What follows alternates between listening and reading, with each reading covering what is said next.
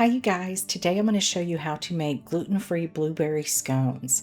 They're soft and they're tender with a flaky aspect from some lamination, and they're bursting with fresh blueberries.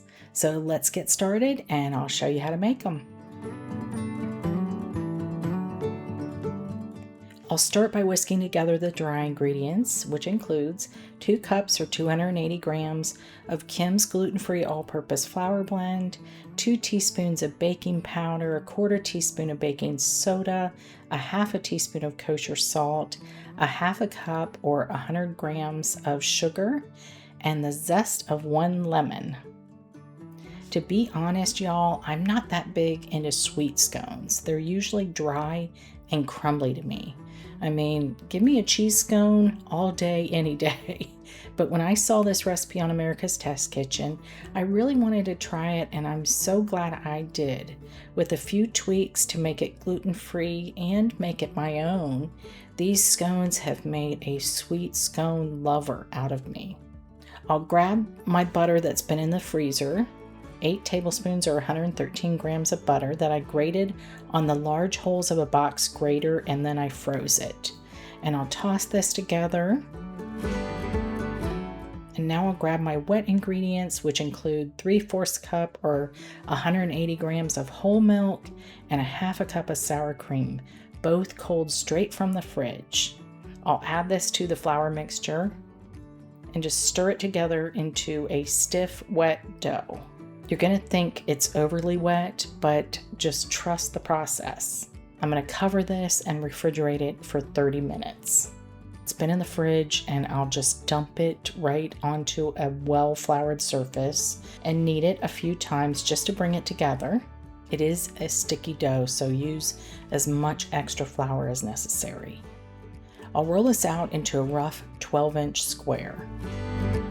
These scones aren't just tender, they're also flaky, and that comes from folding the dough. Just like you would if you're making puff pastry or croissants, both of which I have recipes for, so check out those videos. I'll use my bench scraper to fold it once, and then again, and then one more fold over itself into a smaller 4-inch square. And I'll put this on a little plate and pop it into the freezer for 10 minutes. Then I'll roll it out again into another 12-inch square, still using extra flour as necessary. And then I'll add my blueberries. This is 7.5 ounces or 213 grams of fresh blueberries that I popped into the freezer just right before I started making the dough. And I'll scatter them all over the dough so every bite has plenty of blueberries. And then gently press the blueberries into the dough just so they won't all roll out when you roll them up. And I'm going to roll it up just like you would cinnamon rolls into like a nice fat log. And then press it down into more of a rectangular shape. I'll cut this in half, and then each half in half, and then I'll cut each of those diagonally into triangles. So you're left with 8 bakery style scones. I'll put these on a parchment lined baking sheet, and there are 2 ways you can finish these. This is the ATK version, which is brushing them with 2 tablespoons or 28 grams of melted butter and sprinkling them with about a tablespoon total of sugar. And I'll pop these into a preheated 425F oven to bake for 16 to 20 minutes until golden brown and beautifully tall and flaky. This method forms a crusty situation on top, which is really nice, but my mom and I found them to be just slightly boring. So my version is to bake them without anything on them and then make a quick little buttercream frosting.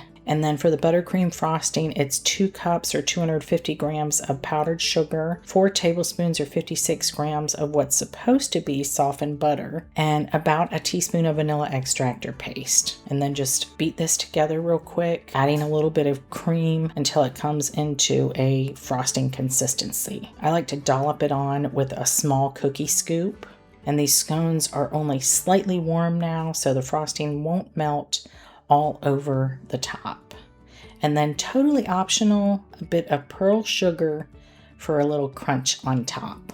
If you don't think you like sweet scones, give these a try. Whether you choose the simple method of butter and sugar or the more bougie method of frosting and pearl sugar, I think they'll change your mind.